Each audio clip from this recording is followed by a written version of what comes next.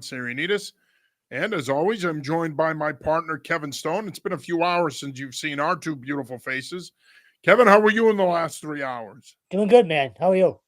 Good, good. Obviously, Kevin and I were at the Boston College Pro Day today. We did a little recap of that earlier. We're going to finish up our recap and look ahead to some of the other pro days the rest of this week. We'll talk some Patriots, we'll talk some college visits, and we'll talk some high school football as well. Before we do all that, I do want to remind you that if you're in the market to purchase your first home, purchase your next home or refinance, then you need to give our good friend Herb Devine a call, 781-254-2846. You can also shoot him an email at herb@mortgageright.com. With over 27 years of experience, Herb has the knowledge and the know-how to help you in the real estate transaction process. With the market picking up now, with inventory picking up, now is the time to have an experienced individual in your corner like Herb Devine. Again, give him a call at 781-254-2846. Or you could shoot him an email at herb@mortgageright.com. He and his team are available anytime, including nights and weekends. All right, Stone, we were up at Boston College today, of course, for the annual Pro Day. We said this during our recap, and I want to reiterate it. I think this might be the best group we've seen in the 5 years that we've been covering Boston College Pro Day. I thought top to bottom, it was a terrific group. You had a good blend of talent along the offensive and defensive line, the skill positions. Of course, Donovan Ezaraku was the headliner going in. He did not work out today, and quite frankly, he didn't need to. I thought Donovan looked fantastic. Of course, you and I have been covering him now for the last 4 years, and we've gotten to know him. And I said this just now when I was on with Joe Murray, that I think when you add a Donovan Ezaraku to your locker room, you're not just adding a good football player, but beyond that, you're adding a really good person. He's going to make some locker room better, not just as a player, but as a person.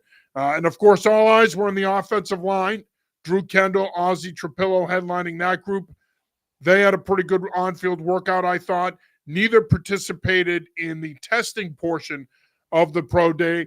There were some other guys that I thought popped as well, but let's start there with some initial thoughts. Your thoughts on how Ezaraku, Kendall, Trapillo did, and how the rest of the day went overall. Good day for all of them, first of all. You talk about Donovan. Look, what did he spend? Maybe 5 minutes with the media. And anybody there that hadn't dealt with him before, you could hear some of the chatter, just how impressed they came away from him as a person. Just a perfect locker room guy on every level. There's a reason he was a captain, voted by teammates. Same thing with Ozzie. Same thing with Drew. When you listen to all three of those guys, they're probably not going to end up here, but they're perfect Patriots, all of them. So it'd be great to see them end up here. I thought just some of these sort of second tier, and that's not disparaging to them at all. But you said it, the main event was Donovan and Ozzie today. That's why all 32 teams were there. That's why Mike Vrabel was there. That's why Elliott Wolf was there. They were there to see the big guys. But guys like Cam Arnold, guys like Dino Tomlin, Kai Robichaux, Trayshawn Ward, they all had huge days for themselves. This is their last major job interview, right? So to go out the way they did on their home practice field, I thought that was a big story. And then just for the day in general, for BC, it was huge. Again, the buzz that was in that building, you don't get that every day there. You certainly don't get it every year for Pro Day. We were talking today with different media people who have been to these Pro Days, and it was not the same.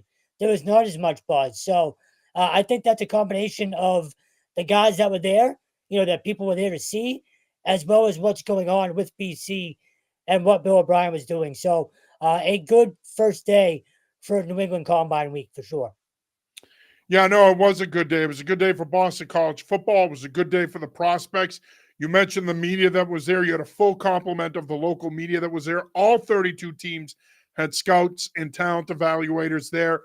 Patriots had a big contingent there led by Mike Vrabel. Elliott Wolf was there. They had scouts there. Obviously, the Patriots put a lot of time into this pro day. And, of course, Mike Vrabel had a keen eye on the offensive line on-field workouts. He spent a lot of time with that group. That was the most attentive he was all day, in my opinion, when it comes to evaluating the players that worked out. He was locked in on those guys. And, of course, they were the main event. They went last. And he spent a lot of time specifically with Kendall and Trapillo and talking to them. Jack Conley as well, the New Canaan product. I'm glad you mentioned him. I forgot to mention him. We didn't get numbers, obviously, like testing numbers, but just eyesight wise, he had a phenomenal day. He had a great day, which we're going to get into that in a sec. But Yeah. I do want to get your thoughts on the Patriots and the presence they had there, which they should have a presence. As I was just saying when I was on 98.5, look, any team in the league of the 32, if you've got an FBS program in your backyard, regardless of what they have for talent on a year-to-year basis, you should have a presence at that pro day because, again, you're going to have more of an innate knowledge of the players that are working out than some of the other organizations would. Look, it's no secret here, right? Vrabel, Wolf, the Patriots, they have a little bit more intel on these guys today than the rest of the league will.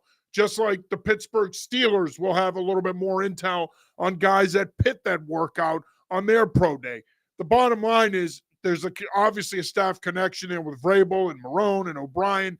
But beyond that, again, they're in your backyard. So it was nice to see that they did have that presence. We haven't always seen that from the Patriots. And again, there's no guarantee you're going to see it on a year-to-year basis. Obviously, Boston College has a pretty talented group of prospects coming out that drove not only the local interest, but also the national interest. But it is also a big reason why the Patriots were there. Just some thoughts on the Patriots' presence at the BC Pro Day today. I would have been alarmed if they weren't there, given their needs and no kidding. And what BC has. And this has nothing to do with us. They should be looking at the Eagles this year. Like there's plenty of talent on that team in areas of need for them. So they should have been there today, like you said. Yeah, the Vrabel and O'Brien thing certainly helps, of course. One coach I was surprised not to see was Mike Tomlin. I thought he might be there for Dino, but yeah, I mean, you said it. There's no excuse for them not to be there. And 2 and 3 years ago, when Jeff Hafler was here, Gerard Mayo, Steve Belichick, Brian Belichick, I've told you this, I don't know how many times, they were there all the time. At almost every practice that I was at, and I've met just about every one of them, they were there. So even before this staff was in place, that relationship between BC and the Patriots was sort of there. So it's good to see that still, well, maybe more so now it's still there. But yeah, I mean, they should be there, and there's no excuse for them not to be. That many guys from the organization was maybe a little surprising. But yeah, I mean, again, they should be. There are guys there they should be looking at. And again, as the sort of main quote-unquote FBS program in the area, it'd be weird if they weren't. No, absolutely. I agree with you wholeheartedly. And again, I think the talent was there in this group this year that I also think that was the biggest reason they were there. Again, you may not have this kind of talent working out there a year from now, and thus you may not see a Mike Vrabel there. You may not see an Elliott Wolf there. Nonetheless, I thought it was really impressive that all 32 teams had scouts there. And look, I think that this is a byproduct of a couple things. One, obviously the talent that worked out there today. But two, it's also Bill O'Brien and the program he's building and the NFL connection. You got O'Brien, you got Chudzinski, you've got a heavy NFL presence, Tim Lewis, on that staff. So the 32 teams in the league are very comfortable sending their Northeast scouts there or their scouts there, period, because they know if nothing else, these guys are going to be well coached. And if there's talent and they're well coached, then it's worth the trip and it's worth evaluating these guys. And certainly that was the case today. Now, these scouts are going to stick around in the area for the rest of the week. They're going to be at UConn tomorrow. They're going to be at UMass on Wednesday. They're going to be at Bryant on Wednesday. They're going to be at Holy Cross on Thursday. So typically what the NFL does is they regionalize these pro days so that the regional scouts in that area can go and do their job. But again, it hasn't always been this way, right? Like they haven't always gotten every single team there. But again, because you have Ezeraku, Trapillo, Kendall, and really the rest of this group, there's some diamonds in the rough there as well. Obviously, the league showed up in big numbers today for the Boston College Pro Day. Speaking of some of the other guys that worked out, I said this to you before the Pro Day started today. I wanted to see how Neto Okpala did. and I wanted to see how Cam Arnold did. I thought both of them had a pretty good day. I think they helped themselves. If nothing else, they helped themselves. They didn't hurt their stock, but they certainly improved it. How much remains to be seen. But I think those two guys in particular, and I want to get through the entire list and get your thoughts, but I think those two guys in particular really helped themselves today, especially Okpala. Now, the one thing I will say, when you watched him in the shuttle drill, the 3-cone drill, the lateral quickness is a little bit of an issue. There's no question the vertical explosion and quickness is there with Okpala, but I thought he ran pretty well today.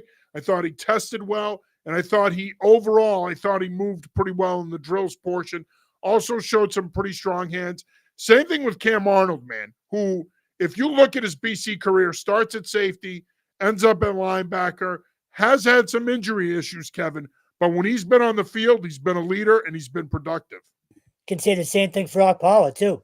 Guy who just, if he stays on the field, is a force. Just got overlooked being on the opposite side of Donovan Ezeraku. So, Yeah. I've been a big fan of his for 2 years now. Cam is, again, we talked about this earlier today.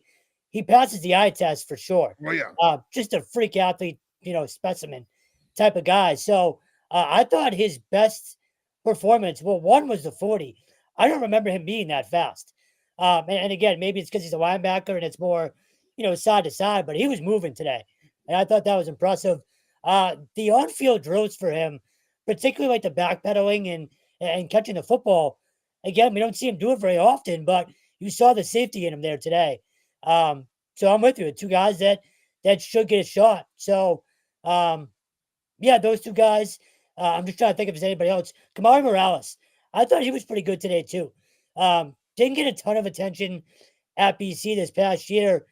Drake May's former tight end at North Carolina, but in terms of the on-field drills, I think he caught everything that was thrown his way by Grayson James, who was there to help out. So I thought he had a good day too. Yeah, he didn't impress in the testing portion of the workout, but I thought, to your point, I thought he was pretty good in terms of the on-field work. Okpala, like I said, I thought he was impressive. He certainly helped his draft stock. Again, I think if he gets drafted, he's probably a mid to late day 3 guy. Same thing with Cam Arnold, but physically of their physical ability. Bobby Lyon checks in. Can he stay healthy? Question is, Bobby, who are you talking about? Or Okpala? I'm going to assume you're talking about Cam Arnold because the message came in when Kevin was talking. So there you go, Stone. Can he stay healthy? Can Cam Arnold stay healthy and be a productive NFL player? Because, again, he passes the eye test. The numbers are going to be there. I think what I love about his game is I think he can play on the ball. I think he can play off the ball as an off-ball linebacker. I think he can come off the edge in pressure packages. I think he can mug A-gap and either blitz or drop in simulated pressure. I think he can do a lot of different things. And, again, I think that safety background is gonna help him because as an off-ball linebacker, he's going to be able to match up against tight ends and backs out of the backfield. So he's an interesting player to keep an eye on. Yeah, I think, and you can speak to this better than I can, but playing in Tim Lewis's defense allowed him to kind of show off more of what he can do as well, no?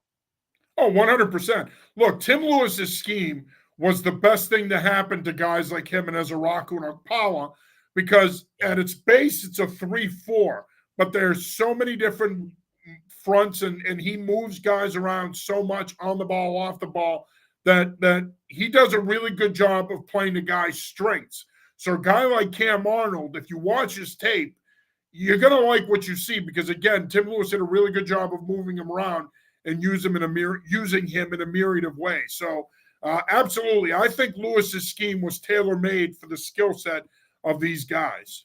And in terms of staying healthy, look, as far as I know, last year was a collarbone. It can happen to anybody at any time in football, in any sport, really. So, oh, yeah, absolutely. I think he can.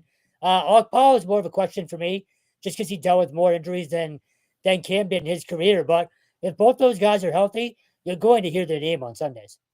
Bobby checks back in. Okay, if I'm assuming he's saying Abdul Carter is there, we need to take him.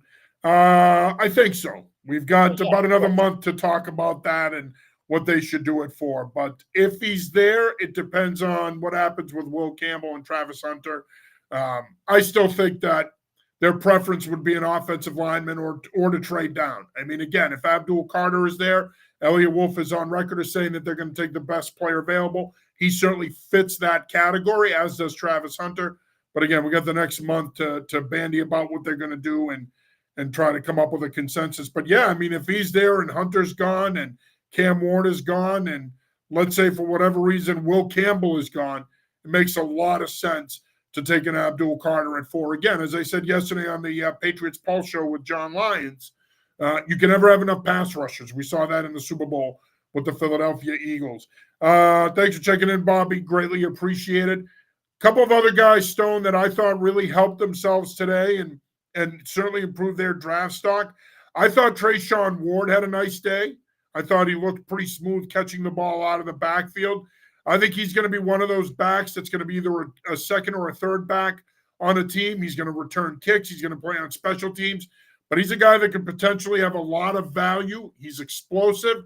He's a smooth route runner. We saw today on a couple of those sideline routes he ran where he stays in stride and he catches the ball with ease. He doesn't fight the ball. I thought he had a pretty good day. You mentioned Jack Conley, man. And I think Jack Conley's going to get drafted, and I don't think that's a stretch to say because, again, it's hard to find those swing tackle types, those guys that can play right tackle, left tackle, guard. Jack has played it all. And at 6'7", 325, he can step in and play any one of those positions. And I was asked by a couple people today, do you see him as a guard in the NFL? I don't. I actually see him as a right tackle. But I think he's so versatile that I think you're going to see him play guard. Here's the thing with Conley. I think he's either going to start or be the first guy in. I think he's going to be the 6th offensive lineman on a team. He's going to have, if provided he stays healthy, I think he's going to have a nice long career because of that versatility, because of that size. And I was talking to our good friend Scott Mutrin, and if you know Scott, I mean, first of all, I love talking ball with him. He's one of the best dudes out there, but he's also great to talk football with. And in typical Scott fashion, we're standing there talking about Jack, and he's over there talking to his parents, and Scott looks at me and goes, "Hey, if nothing else, the arm length is there." Exactly. If nothing else, the arm length is there. So I thought he helped himself a lot today. I think he ends up getting drafted. I thought Dino Tomlin, you mentioned him earlier. I thought he had a nice workout. The inconsistent hands did pop up vertically down the field, but he looked good. He ran pretty good routes, clean routes. He showed strong hands. I thought he ran well in the 40. I would say the same thing about Taj Johnson as well. He's got pretty good size. I thought he looked pretty good. You noted that. You were pretty impressed with how good he looked. Kari Johnson, I thought, helped himself. He ran well, fluid in his back pedal during the on-field work. So, again, I thought it was a really, really good day, not just for the Boston College guys, but all the guys that were there. Yeah, on Conley and Dino in particular, those guys just get overlooked because of who they were next to, and for as far as their position rooms. Like Conley's been here through Mahogany, through Hergel, now through these guys, Drew and Ozzy. It just doesn't get talked about as much. But again, I go back to today, and again, we've covered him for a long time now. I don't remember him looking as big as he did today. It might have been the haircut, honestly. You kept saying that, but how does I can't get over he's 6'7", 325. How the hell is his haircut gonna make him look bigger or better for that? So in fairness, everyone is big to me. So you're right. Go watch the recap and you'll see what he's talking about. But no, he had a great day. And again, the personality of that line, it just sort of shines through, whether they're on field or off field.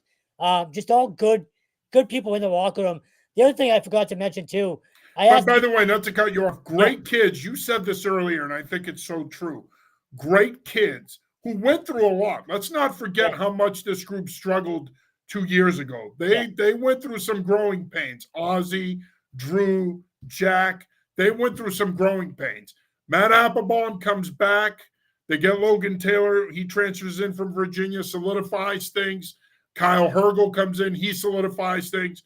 And next thing you know, the last 2 years, These guys have been really good. You can make the case one of the best offensive lines in the country, but they were really impressive this year.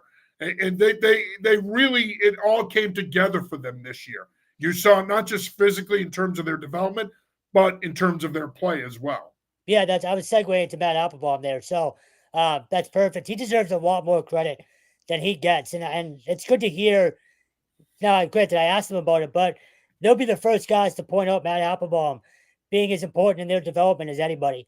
And he recruited all these guys too, which you need to remember. Like BC has often been known as OYNU, but it wasn't for a while, and it's returning very very quickly, especially over these last call it 4 years since Zion, probably I would say when it really sort of started to turn back. So as far as Dino, yeah, dropped a couple passes downfield, but his speed jumped out to me. And I've said this to you for 2 years. Last year, if you go back, and 2 years ago, sorry, under halfway, if you go back and you watch how they used him, he was an elite screen guy.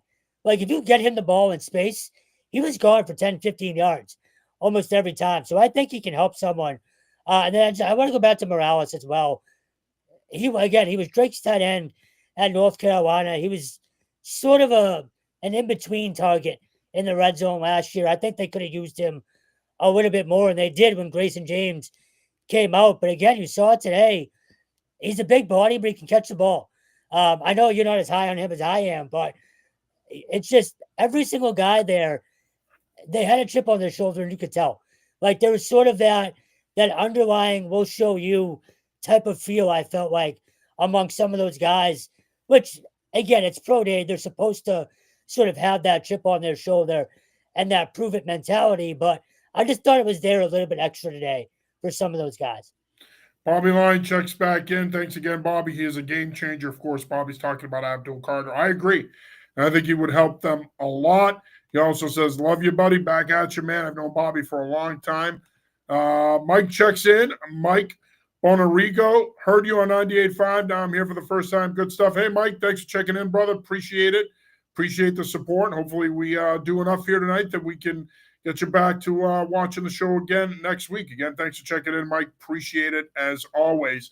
Here's the other thing that I think is important to point out. Again, Dino Tomlin is a prime example of a guy who's a late bloomer. I think in many ways, and I know this can be a cliche thing to say, that his best football is ahead of him, but it truly is. I do think his best football is ahead of him. And again, people are going to say, well, if he gets a shot, it's going to be because of his last name and who his father is. That's bullshit. That is total bullshit. And I hate when I hear that. Please stop. He's going to get an opportunity because he deserves that opportunity. Yes, obviously his father's name's not going to hurt. Having the last name Tomlin isn't going to hurt him. If anything, you're right. It could help him, but it's not going to be the entire reason the kid's going to get an opportunity. He's a good enough football player to at least get an opportunity to play in the NFL. And if not, he could certainly play professionally either in the CFL or the USFL. Now, Boston College wasn't the only school that had guys there working out today. Bentley, Merrimack, and UNH had guys there as well.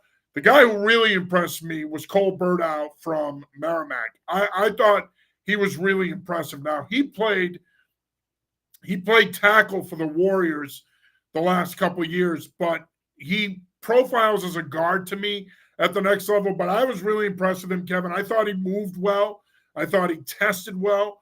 He was pretty impressive in the individual. He was pretty impressive in terms of the on-field work, I should say. I thought he helped himself a lot. He's probably a priority free agent. He's probably not going to get drafted, but as I've reminded you for years, and I've been covering the NFL draft now for 25 years, beauty is in the eye of the beholder. We've seen so many guys through the years from smaller schools. And by the way, Merrimack is an FBS Division I football program. We're not even talking a D2 or 3 school here. We've seen so many guys like Burdow get that opportunity and get drafted. They don't even have to wait to be priority free agents. So he was really impressive. He passes the eye test. The size is there. But I was pretty impressed with his athleticism. I thought he moved pretty well. Speaks to Dan Curran more than anything to me. I know he played for Mike Giannetti last year, but Dan Curran's ability to recruit and develop, particularly linemen, again, you've covered them longer than I have, but the last handful of years, he's pumping out legit athletes left and right, especially defensive backs too. For whatever reason, I feel like that's sort of a thing. But in terms of guys up front, he knows how to recruit them, man. So I think that's a credit to him more than anything today. Yeah, and I thought Dylan Poirier from UNH had a nice day. I thought he acquitted himself well, especially in terms of the on-field work. And look, Sal Lapoli Jr. from Bentley. I liked him a lot, man. Really productive player the last 3 years for the Falcons. I thought he tested well. Again, we don't have the times. It'd be unofficial. We don't have unofficial or official times for these guys, unfortunately, but he ran well. I thought he tested well. I thought he was pretty impressive in terms of his on-field work. And I thought I saw when I was doing some Mass Pirate stuff at the end of last week that I believe he's on their roster. So I believe he's playing for them right now, but he's still obviously trying to pursue an opportunity in the NFL. Trevor Christopher Robichaux checks in. Good pro day for the guys.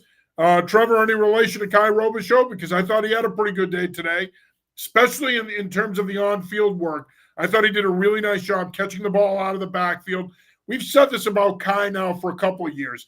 In this world of timeshares in the NFL with running backs, he's a guy that could be that second or third running back in a rotation and be a productive short yardage goal line guy. But he's also a guy that can absorb 20-plus carries in a game if you need him. And while, again, that 40 time may not be what you want per se, the production and the film speaks for itself. He was very good for Boston College the last 2 years. He runs square. He runs physical. He's a one-cut guy who can also put his shoulder down and run through people. His tape is pretty good.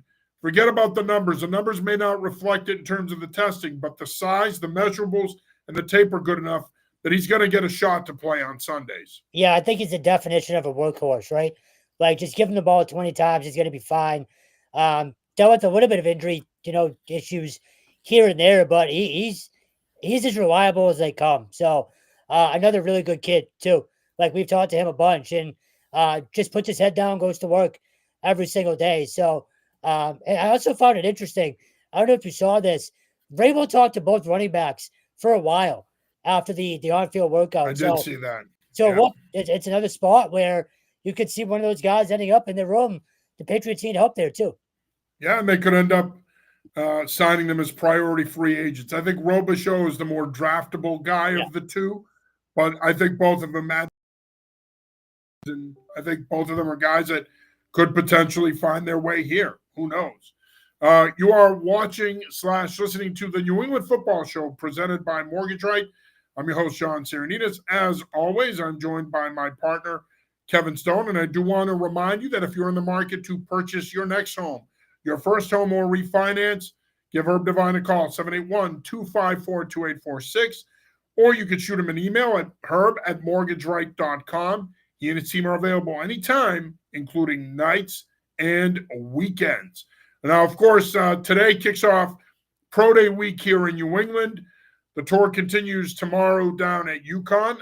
Evan Rodriguez is going to be there covering the Pro Day for Store Central and for us as well. So we're excited to see Evan's coverage of UConn's Pro Day tomorrow. And I got to tell you, Kevin, when I look at their list of guys that are scheduled to work out or at the very least will be there, very impressive group. Of course, UConn coming off a 9-4 season and a Fenway Bowl victory over North Carolina, one of the best seasons in program history.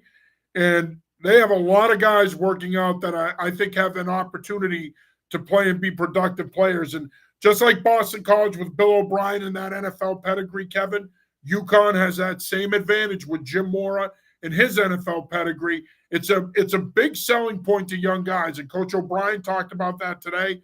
And Mora has talked about that in the past, that, hey, you want to get a great degree and you want a staff that's going to prepare you to play on Sundays and pursue your dream, then come to our respective school. And, of course, the two schools are going to be playing each other this fall on October 18th, so I know we're both excited about that. But a talented list of players working out tomorrow at UConn, headlined, of course, by tackle Chase Lunt, a guy who I think is going to be on the Patriots' radar.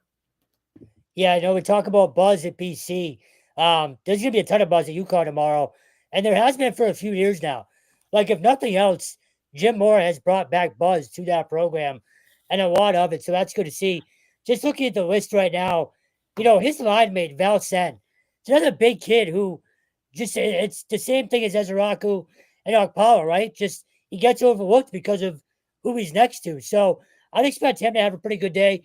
TJ Multi-year Sheffield. starter for them. Yeah. TJ Sheffield was a receiver who sort of came on late, I feel like, for them. Another guy who could have a big day, just going through it as well. And Durante Jones, I feel like people forget about how good he was at one point until. Both him and Malik Dixon Williams. Yeah. So there's a ton of names there that people should have their eye on again. And it's good to see that type of buzz back at UConn. The other thing that stands out to me, and I didn't get to this when we were talking about BC as well, but it fits in the amount of non-UConn players going tomorrow. If you look at this list and just, Sacred Heart, New Haven, Central Connecticut, Stonehill, LaGrange, LIU, it's great to see that. And again, in a day and age where everybody's a piranha in the tank, right? Like coaches are terrified of letting their kids go shine anywhere else. For Jim Mora to open the doors and then for other coaches to take him up on the offer. And I talked to Bill O'Brien about this today too. It's good to see that there's no sort of selfishness and you're just allowing these kids to go have a shot to get noticed and live their dream where they might not have had a chance to go participate somewhere else. So I think that's a huge sort of part of this too that might be getting overlooked a little bit.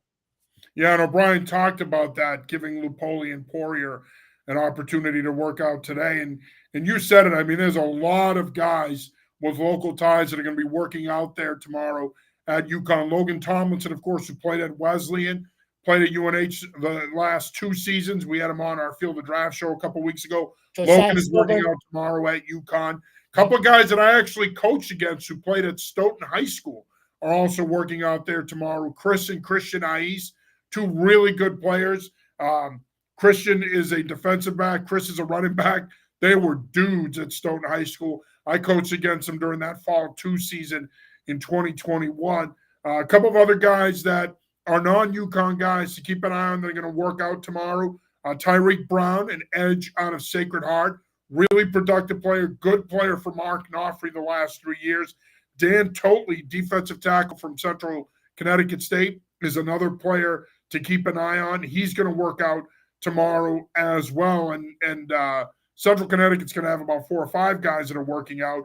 Wandy Owens, who was a multi-year starter at Yale, grad transferred to UNH last year. Wandy had a great year for the Wildcats last year. He's going to be working out there tomorrow as well, as is Spencer Alston, who was a fellow defensive back with Wandy at Yale. It's a pretty impressive list. Thomas Perry, the guard from Division III Middlebury, who I think has a shot to get drafted.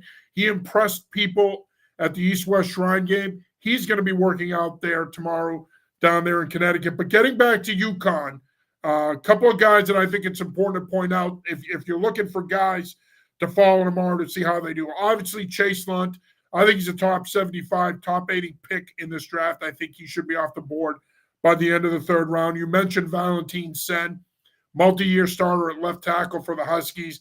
Delmont Gordine, defensive tackle, is an interesting guy. Big, stockier, shade, 2-eye type that reminds me a little bit of Cam Horsley. Not as athletic, who I thought Cam Horsley, by the way, had a pretty good day today at BC. But a guy to keep an eye on is Jelani Stafford. Jelani Stafford played defensive tackle and in certain personnel groupings for UConn the last 2 years also played fullback. And while he's on the shorter side, he reminds me a little bit of Milton Williams. He's not as long, not as explosive, but he is explosive. He's a guy that can be very disruptive in a one-gap scheme. And I'm curious to see how he does tomorrow, because when you look at UConn and who's working out, he could potentially be the second best prospect on that list behind Chase Lunt. Yeah, it's funny. A lot of the same guys, we talked about this earlier, most of the same scouts are going to be at UConn that are at BC. So you wonder if they sort of start comparing guys, right? Like, yes, it's a job interview, but there's also a taste of, these guys, they might not be going head to head, but you're competing against other combines, for lack of a better, or other pro days, for lack of a better term. So there's sort of that element of, are the scouts, measuring guys up from what they see day to day here this whole week. So I know they Well, I can't mean, think about it that I way. don't think, but They I can't think it's think about it important that to way. keep one thing in mind. I mean, to a scout, it's all about finding talent. It doesn't matter where they come from. They go into each of these pro days with an open mind because it's about identifying a guy that philosophically fits what the organization wants, fits the scheme, and can that guy not only fit the scheme but play within the scheme and thrive within the scheme. So, to your point, yeah, I mean, I think whether it be today, tomorrow, Wednesday at UMass or Rhode Island, Thursday at Holy Cross, these scouts are going to go into it with an open mind. Keep in mind now, they've seen these guys play on tape. So Right. they do have a book on these guys. Now they spend a different amount of time on each of them. They've seen them play to a certain degree. Some guys more than others, obviously. But when you have a region to scout, that's the area you're focusing on in the fall. That's the area you're focusing on in the winter. That's the area you're focusing on during the pro day circuit in March. So all of these guys, not a lot of these guys, pretty much all of these guys are a known commodity to all 32 teams in the league. Yeah, these are also the days, when those D2 and D3 guys, they make a name for themselves. This is sort of a make or break day for a lot of these guys. It's also why you see a few of them participating in a bunch of these throughout the week. Like, you can't have enough sort of interaction with these scouts and coaches because, again, Well, it's the that'll biggest show. also depend. Like I can tell you right now, Cole Birdow told me today he's not doing anything on Right, Thursday. right. So So it depends. he It felt depends pretty on how good they do. about what he did today. That he doesn't feel the need to do Right. anything else. He's just going to go based on what he did today in his tape. And you know what? Sometimes less is more. Real quick before we do move on to UMass, I do want to point out Tui from Famina Brown, linebacker, another UConn prospect to watch. You mentioned Ronte Jones, Malik Dixon Williams. I really like him a lot. Another guy, defensive back to watch. Jaden McDonald, linebacker, is also another prospect for UConn to watch. And a guy who, when you think about these big receivers, we talked about Logan Tomlinson, these guys that remind you of these bigger receivers that we've seen in the NFL in recent years, the Jack Skoroneks of the world. Another guy that probably fits that mold, not as big as a Jack Skoronek potentially, is Brett Buckman, the Delaware transfer, who was pretty good for UConn the last couple of years. UMass is going to have their pro day on Wednesday in Amherst. Again, some interesting names here to keep an eye on. There's some linemen there that I've coached against that I know well that I'm glad to see are going to get their shot. Ethan Mottinger and Josh Atwood. I was fortunate enough to coach against both of those guys in high school, so I know them well. I'm glad that they're going to get their shot. Of course, Josh Atwood was an animal at Natick High School, New England heavyweight wrestling champion.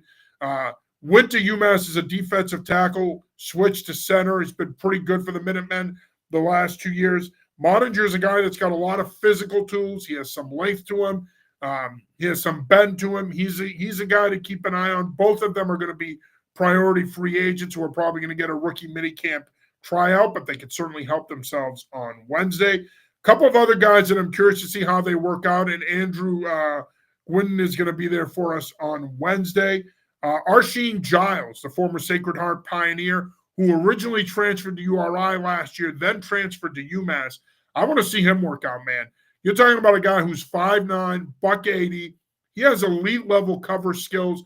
He's going to be a nickel dime type if he gets a chance to play on Sundays. He's going to play in the slot, return kicks potentially.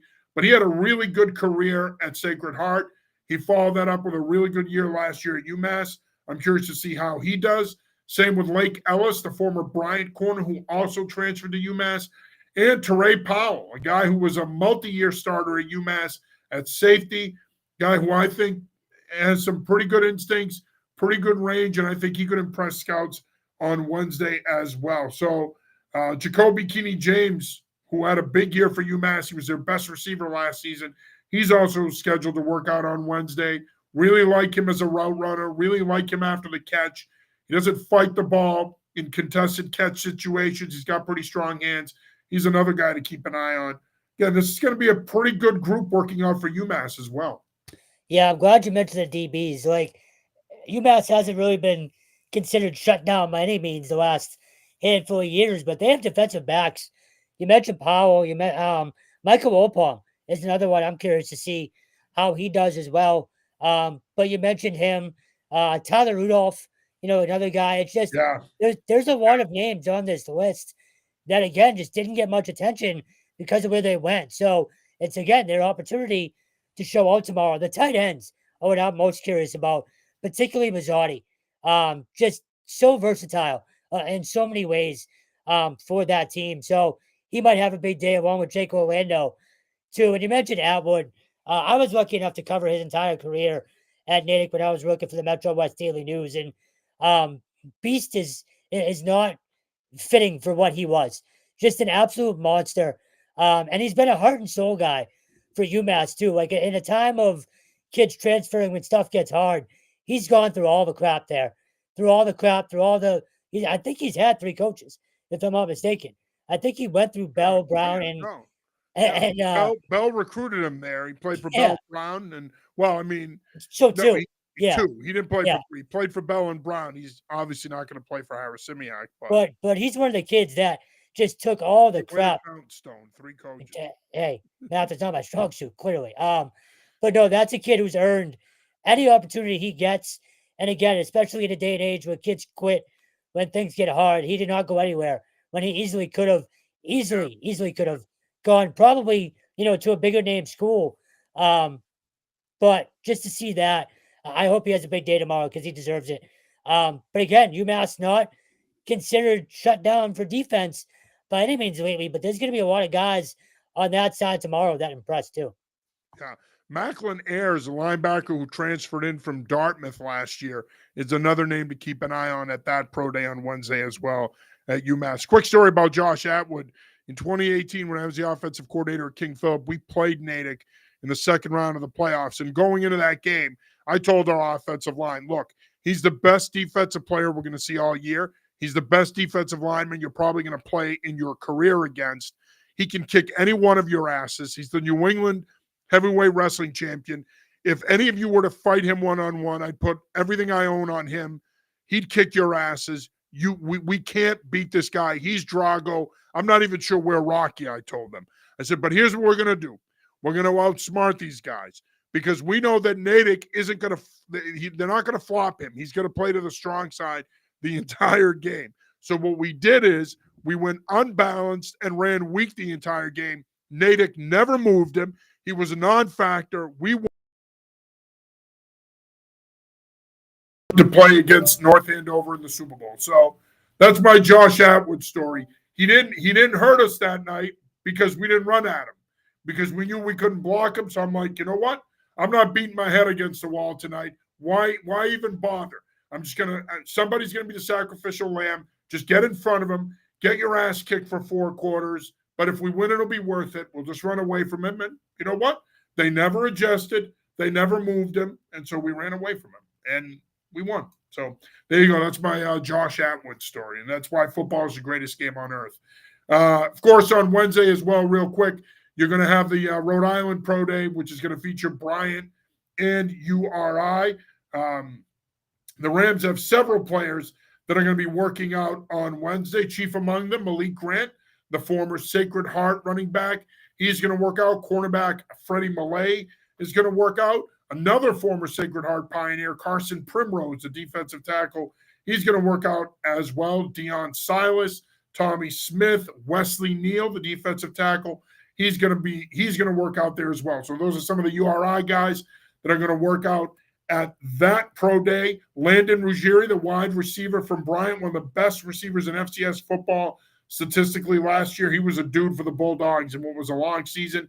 He's going to be working out. He'll be one of several Bryant Bulldogs that are going to work out. I'll be there for that pro day on Wednesday. And Stone, you're going to be at Holy Cross on Thursday. You're also going to do a spring visit with the Crusaders, but you're going to be at Holy Cross on Thursday for that pro day.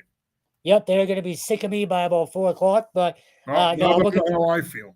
Hey, it is what it is. No, I love going up there. I love covering any program that Dan Curran runs, but I love all the people up there. It's always fun heading out and then hanging out at Worcester. Their pro day. So in terms of, I'm trying to pull up the list quickly. Frankie Monty and Justin Shorter are the only Holy Cross guys going, but we go back to, opening the doors. There is a ton of Merrimack kids coming over to Holy Cross as well as UNH. The biggest UNH guys that I'm looking forward to seeing, Josiah Silver is obviously one of them. Arguably, you can make the case he was the best player in the CAA, defensive player in the CAA last year. And then a couple Merrimack guys, Jermaine Corbett, sorry, he's not Sherbet. Yeah. But but, Is this like Belichick's girlfriend, Jordan? yeah. Jordan. But you mentioned Malik Grant, and he's in the same boat. Yeah. And especially now, as running backs are seemingly, having a resurgence. Jermaine Corbett and Grant, two of the most productive backs in FCS football the last 3 years. Probably the two of the best backs, at least that we've covered, if not the best, out of any of the 16 schools that we have. So the one there, and Pat Conroy, I don't know if people remember him. He was there at Merrimack under Curran. Great kid, Massachusetts kid, right? Yeah. I believe. He went to Old Dominion and is now coming back to participate in that pro day. But in terms of the Holy Cross guys, Monty is just a stud linebacker. I'd be shocked if he doesn't have a great day. And then look, Jalen Coker became arguably one of the best receivers out of that draft last year, and he wasn't even drafted. So if Justin Shorter can do half of what he did, and I think he can, I think he's almost as good as Jalen Coker, maybe slightly below him, just a notch. But those two guys should have big days. But it'll be sort of a Merrimack reunion at Holy Cross as well. But no, it should be another great day. A lot of talent there as well. And again, Shorter's very interesting to me because of what Coker did last year. Holy Cross is very much on the map now. You look at CJ Hansen, Kidney, Liam Anderson. There's guys in the league now making legitimate impacts from Holy Cross. So Thursday is a big day for that program. It is. A couple of other guys to keep an eye on that are going to be working out at that pro day as well. Flex Ruiz, defensive tackle, defensive end, guy that played opposite Josiah Silver. That was one of the best fronts in the CAA the last couple of years. I talked to Ed Borden, coaches up at UNH last weekend, and he said, look, we're going to miss him on the field, but we're not going to miss him at practice. They made life really hard for us at practice. Seth Morgan is also he's scheduled to work out on Thursday as well, so I'm intrigued to see how he does. And guys that, people may not be familiar with, Mark Mahoney, the wide receiver, the Cohasset native from Brown. He's scheduled to work out at Holy Cross on Thursday. May end up in Rhode Island on Wednesday. That remains to be seen. He's an interesting piece because he's kind of one of those hybrid tight end wide receiver types. If he plays tight end, he's probably a move second tight end. He reminds me a little bit of Mike Gesicki, that type of receiver tight end body type. So he's a guy to keep an eye on that's going to be working out on Thursday as well. And Josh Adu, the defensive back for Merrimack, is another player to keep an eye on Thursday. And again, Kevin's going to be there. He'll have coverage of the Holy Cross Pro Day on Thursday. I know earlier I mentioned spring visits. Of course, you've been over at Boston College. I did a couple visits on Saturday, spent some time with the URI Rams on Saturday morning, and the Bryant Bulldogs on Saturday afternoon. Of course, URI coming off a historic 11-win season. They won a share of the CAA, and they won a playoff game beating Central Connecticut State before losing in the second round to Mercer. When you look at what's coming back, sure, a lot of big names are gone. A.J. Pena, Wesley Neal, to name a few, Freddie Millay, a lot of big names, especially on defense, guys that were linchpins in the program the last 3 years. Those guys are gone. But a lot of guys who played a big role on that 11-win team are back for the Rams in 2025. So Jim Fleming feels pretty confident with what he has coming back in terms of returning starters. And he thinks with a healthy Devin Farrell at quarterback, yeah, you got to replace Malik Grant at running back, but former Dartmouth running back Hugh Jones transferred to URI, so he could potentially step in and fill those shoes. Jaden Griffin is there. Carson Harwood, who played at CM, is there, as well as Kamali Pemberton, who played at Bishop Henrican. They've got some players there, but On offense, you still have Marquise Buchanan, arguably the best receiver in the CAA. Greg Gaines, one of the best tandems in FCS football. URI is well positioned to potentially make another CAA title run and make the playoffs again. I was pretty impressed with what I saw from the Rams, especially considering it was their first day in pads. They started spring ball last Tuesday, so pretty impressive there. And I went down to Bryant, got a pretty good look at the Bulldogs as well. Jared Guest is gone at quarterback. He's graduating. Brennan Meyer, the Texas native, appears to have the inside track to replace him. You know, Kevin, I said to Chris Merritt, I'm like, I've said for years as a coach that coaches have quarterback types. Much like men have types when it comes to women, they have types when it comes to quarterbacks. And I feel like guys like Zevi Eckhouse, Jared Guest, Brennan Meyer, those are his types. Now, he is competing for the starting job. He hasn't been named the starter, but you see a lot of similarities in his game to those guys. You know, when you look at Bryant, they're coming off a 2-10 season, rough first year in the CAA. They've had some coaching turnover. They're young, but there's some real good talent there. And this is a program that after visiting with them this spring, I can't wait to see them in the fall as well. I fully expect them to bounce back and be much better than they were a year ago. I'll start with URI. I'd expect them to compete again for the CAA. Only problem is last year had that sort of destiny feel to it. And it just sort of felt like that special year. That's hard to recapture that. Yeah. So I'm not sure. It's hard to recapture it, and oftentimes what happens, and you know this, and I think this happens in sports. Yeah. Oftentimes what ends up happening too is you rest on your laurels. You lean on that year, right? I mean, I said this after Brown beat Harvard early in the season. I said if Brown will show us a lot of who they're going to become if they can move on from this win and bounce back and win next week and treat this as just another game. But if they're still sitting there talking about the big win over Harvard a week or 2 or 3 weeks later, then they're going to have a bad season. And sure enough, I'm not sure they were doing that or not, but they didn't end up having the season we thought they were going to have after beating Harvard. So my point is it's important for URI if they want to be like UNH, they need to show this spring that, you know what, 2024 is in the rearview mirror. Sure, we'll celebrate it at the end of spring ball with the banquet, but we're on to 2025. Nothing that happened last year is going to help us this year. Well, having said all that, the good news is if anyone's going to not let them do it, it's Jim Fleming. That fan base doesn't have to necessarily worry about that. It's just, again, it's so hard to recapture that magic they had last year. As far as Bryant, look, I forget the number, but I think the roster was like 75% new guys last year. And they're still young. They have a lot of young guys. There's a lot of talent there, but they're young. Yeah, not only having that many new kids, moving another conference. What's that? 3 conferences in 3 years or something like that. So, look, they have more. I don't want to say more support.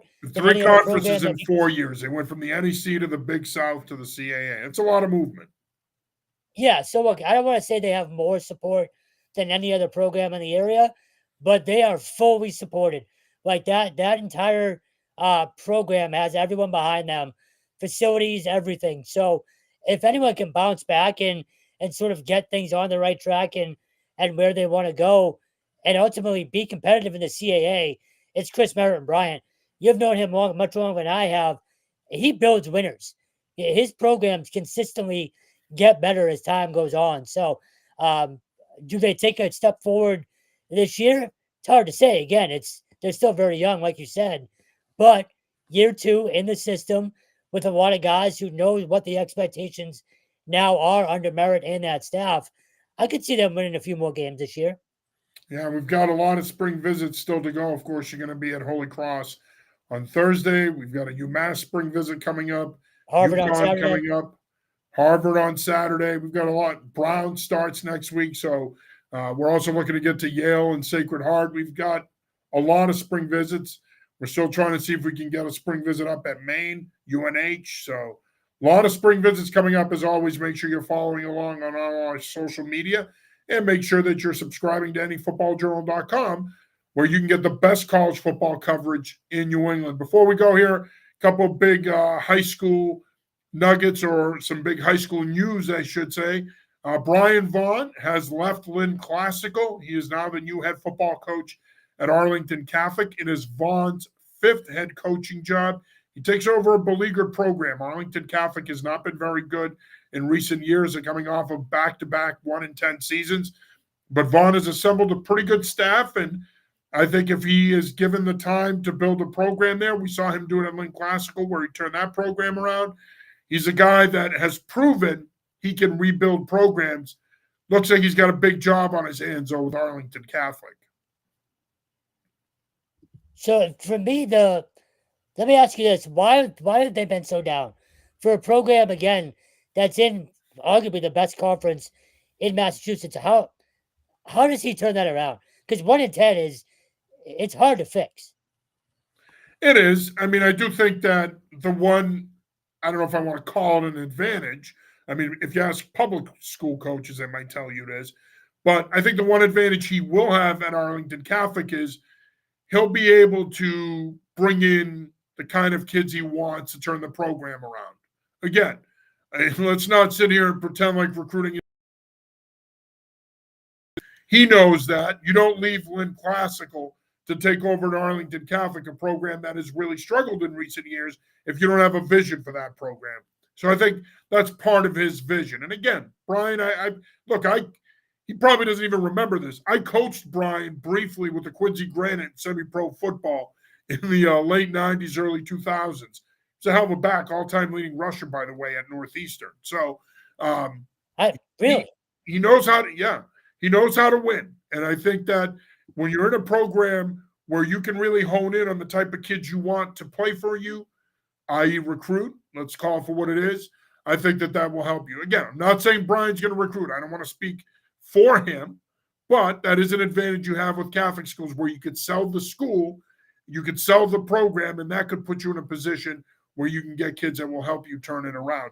Of course, the biggest high school news of the weekend was Sean Green stepping away from Portland High School in Maine. Of course, Portland won the Class A state championship this past season in Maine. Surprising news. Sean had done a great job there the last 2 years, really turned that Portland program around. Class A in Maine is tough. I mean, it's not easy with Oxford Hills and Thornton Academy. You're playing some pretty good programs in Class A. For them to win a state title, they had one of the more talented rosters in the state and in New England, really. Louis Thurston at quarterback, Cordell Jones is a really good athlete. He's a junior. He's back next year. But Green steps away, which is surprising news. We hope that he's stepping away. We hope that everything's okay and that he's just stepping away because he wants to spend more time with his family or pursue other opportunities. But nonetheless, it's a big loss to the Maine coaching community, especially Portland High School. Bulldogs are on the rise. Hopefully they hire someone that can take the baton from Sean and continue to keep that program in the competitive place that it is right now. Yeah, it seems like this could just be me, but it feels like a lot of coaches are sort of, and then we don't know why he stepped out, obviously, but could it just be that he's sick of dealing with parents? Like, I feel like that's sort of an issue that more and more coaches. I mean, it's easier to deal with the parents when you win. He's coming off a state title. I don't know the parents or the parents group at Portland High School. Yeah. I don't want to pin it on that. Look, when coaches walk away, they all have their reasons. Right. And again, I've gotten to know Sean since we started New England Football Journal. I think he's a terrific coach. He's done a great job there.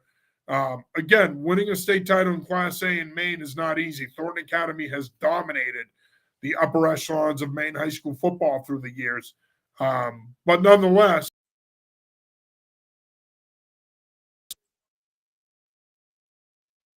like I said, hopefully it's to spend more time with his family or pursue other opportunities. Agreed. So, all right, Stone, any final thoughts here before we wrap it up? Another action-packed show here. I know that for some of our viewing audience and listening audience are going to be like, what the hell all these guys did this week is talk about pro days. Yeah, because it's pretty important. So that was the impetus of this week's show. Don't worry. We're going to talk about mock drafts, and we're going to bandy about what the Patriots are going to do for the next 4 weeks. And I know Stone is working hard on his latest mock draft, so I'm sure he'll be putting that out soon. All 0 of them. Yes. Uh, You rebel, you. No, look, we've said this a lot. This week in particular is one of my favorite days of the year. It's you see a lot of the This same week in people. particular is one of your favorite days of the year. I'm trying to. Yeah, I'm you like know what I mean. that gif with Zach Um, Galifianakis with the calculus going through his brain. yeah. That's what I'm doing. It's only Monday. That's the scary thing. But no, it's you see a lot of the same people. But again, for these kids, it's literally a make or break type of week. Like a lot of kids, like Donovan and Ozzy, they know their future is pretty much set. But for these kids from a Stonehill, from a Merrimack, a UNH, this might be the last time the last real job interview they have to go try to make a dream happen. So the fact that we get to cover it and rather tell their stories and stuff like that, I love it. And it's good to see the local media also picking up the local coverage as well, especially for college football. It does not get nearly enough attention, which is why I'm glad we do what we do. But this is one of the more the better weeks that we cover throughout the year, and sprinkle in some spring ball and lacrosse for me, and it's go time. Yeah. Well, and as always, make sure you follow along with New England Football Journal for all your pro day coverage. Again, we're going to be doing spring visits for the next month between all of the Division I programs in the area. And as always, we're also going to have plenty of high school football coverage as well. So make sure you're following along on all our social media. And if you're not subscribed, make sure you subscribe to anyfootballjournal.com for $2.99 a month. You get some of the best football coverage in New England, $36 a year. There are other sites that are charging way more.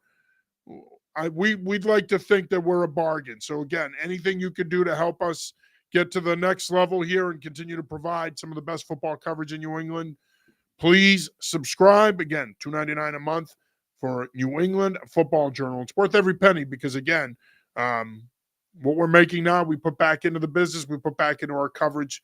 Like I said, we want to provide the best football content we can for you. All right. Well, that'll do it for this episode of the New England Football Show. For Kevin Stone, I'm John Saranitas. Till next week, stay safe, stay healthy, and we'll talk to you then.